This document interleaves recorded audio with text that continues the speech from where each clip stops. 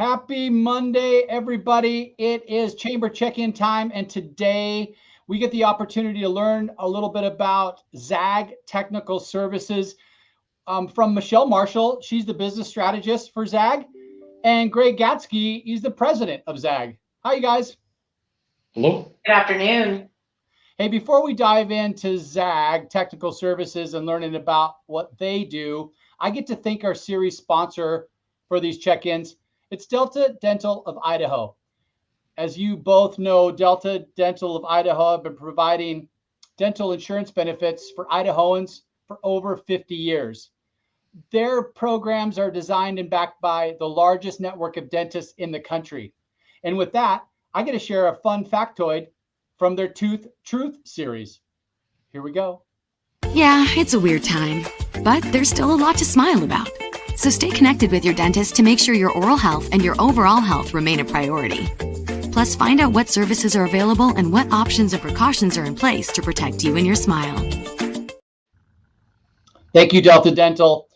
And I get to introduce business strategist Michelle Marshall and Greg Gatzke, the president of ZAG. Thanks for taking some time out of your day to help educate us on what ZAG is. I was reading your website vision and mission statement today, and I love that if I can call you ZAGs, it's kind of fun here in the Pacific Northwest. ZAG's vision is all about helping its customers achieve a competitive advantage. They're all about helping their clients, all about their people and their services. But today's about you guys. So let's start it off with Greg. These check-ins are a great way to share the story about our members' products and services, and especially their origin stories. So maybe we start off with that. So Greg, tell us about the origin of ZAG Technical Services and a little about your history of work. So thank you, Paul. So ZAG was founded in 1998. I'm actually, my partner is my college roommate, so classic startup story, right? And so we've been around since 98, helping clients with all their IT needs, from help desk to application development to project rollouts to project management, and kind of covering the whole gamut of IT needs for an organization. Okay. And 1998, is that when you mentioned it? Okay. And Michelle, what's your history of work and how did you land with ZAG?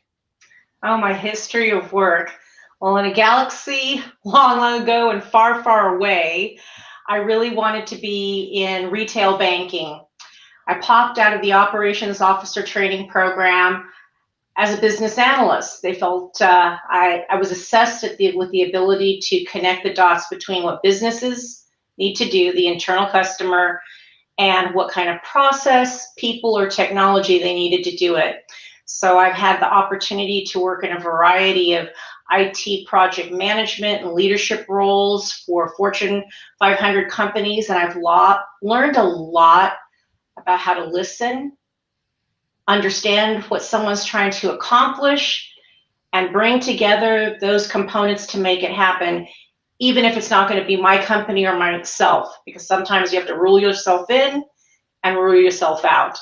I've had the opportunity to deliver services for food production companies, grocery retail outlets, manufacturing and utility, and those verticals, and I've thoroughly enjoyed it. Awesome. The ZAG Technical Services products line, Michelle, I'd love for you to kind of dive us a little deeper into how you are able to help your clients. I'd say our primary focus is in protecting companies from cyber risk. Let's start with something that's a new game and right now really pertinent to what's happening. We help them baseline their security readiness, either through assessments, again, listening, consulting where necessary, make recommendations for them on how to remediate with us or with someone else, and really be on that non-judgy side of, hey, this is where you are, this is where we recommend you might be, and let's do that through a number of assessments, baselining using tools, and discovery with the client. That's so important. Cybersecurity is something that every business leader, every associate needs to be thinking about. I mean, we get emails all the time that say they're from our CEO. Hey, do you got a few minutes? I need to run this errand, right? And you look at it, and the email address doesn't match what the real email address. What is that called again? What is that called? It's called spear phishing. Yep. Spear phishing.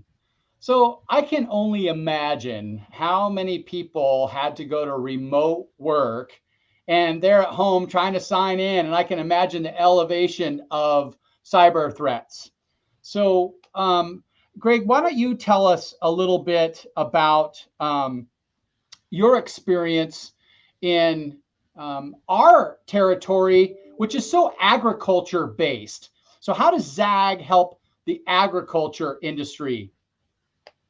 So first, let me say, we can actually help you fix your problem with that phishing attack. So there are solutions around that, just so I said it. Yeah, ZAG is heavily focused on agriculture. We've been in ag for quite a long period of time, and we service a lot of the larger ag industries. And so what we do is we understand the business, we understand the need to get product out the door, that truck's got to ship, and enabling that to happen. You know, we live in a perishable reality. If things can't happen, you know, the product goes bad. So we understand how to ensure that is stable and the company is able to produce and deliver to the clients. So we just have a ton of background with that. What kind of example? Help me. I'm very ignorant on it. Tell me about what specific physical things are you doing as far as IT help with agriculture? I know there's a lot of technology out there, so maybe draw the line for me. So agriculture uses IT throughout the entire process. Think about it almost like manufacturing, right? They receive the product, they do quality assurance on it, they produce it, they ship it. During that whole process, technology is there every step of the way. So we're able to go in and ensure that it is secure, and in the event that something does happen, that we can recover from an attack. So you'll see stories about companies going down for days at a time to 10 days or longer. But we ensure that if they're attacked, they can get up much faster and not impact their customers. Gotcha. I get it. So Michelle, on to you. What services do you provide in the Boise metro area specifically? All of ZAG services. So I'm going to start with really our discovering and listening is understanding where are you with your IT production, operations, and those things that run the business. So it's with myself. We have a team of solution architects that help me understand based on what you're trying to do. Is it something around elevating your Office 365 operations? Are you looking at ways to optimize your journey in cloud first or cloud computing?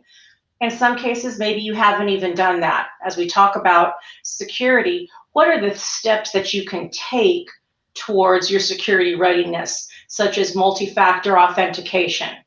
Do you know what that is? How can we help you discover that? How would you implement that? How will you measure success, which is really important, because looking for money for budgeting, what is the return on these types of things besides the intangible? We need to protect ourselves. What are the tangible things that we can do? And that just starts the conversation. We enjoy partnering with our clients to understand what are their technology-based business objectives, as well as problems. How can we help you get there? How can we help you get there together? And then how can we share that with the broader ag community?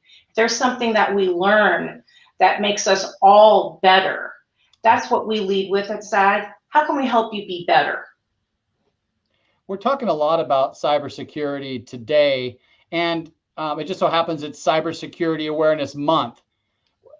I don't know if either of you can answer this. It's a little off script, but when did that start? The cybersecurity awareness, and what's a fun maybe interesting, maybe not fun, but what's an interesting story that kind of helped spawn all this awareness? Maybe one of you could take that. So I don't actually know when it started, Michelle, do you?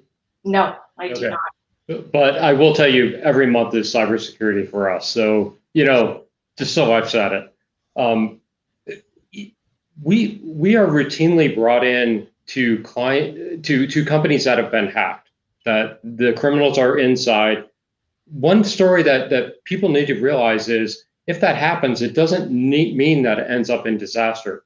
We have been successful multiple times in getting the criminals out before any bombs go off and any damage is caused.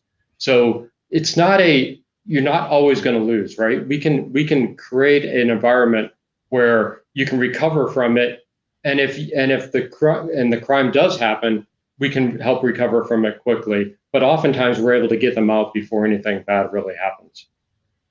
I've heard of like the healthcare industry, for example, having their data held for ransom. Yep. That's a real thing, right? It is a real thing. It happens a lot. What happens is the criminals will come into your network and they'll take data out, and they'll hold that ransom, threaten to release it if you don't pay them. If you pay them, they may still release it, right? Oh my And it's just, so the first thing that every company should do is make sure you don't have that data on your network. You should have it in secure systems of providers of that type of healthcare or PII, personal identifiable information. It should be hosted by them and not by you. Gotcha. Okay, that was fun. I always love learning that in a different way. So Greg, part of the work that ZAG that you've been describing to me is all about securing technology. What are some actionable things that businesses in the Boise Metro can do to become more secure? Yep. So Michelle mentioned the absolute most important one, which is multi-factor authentication, MFA. Everyone today should have MFA on email access, but you should also add it to any remote access. So as you come into your ERP systems and that type of thing, you should have to do a multi-factor authentication to ensure it's you. That is the number one thing that everyone should be looking at right now. There's a host of other things, but that is number one. The other big one that everyone should do is they should get in a room and figure out what happens if we do get hacked. How do we recover, right? You're not going to take Post-it notes and start creating labels. You're not going to do things like that. So understand what the business impact is and how you would recover from it.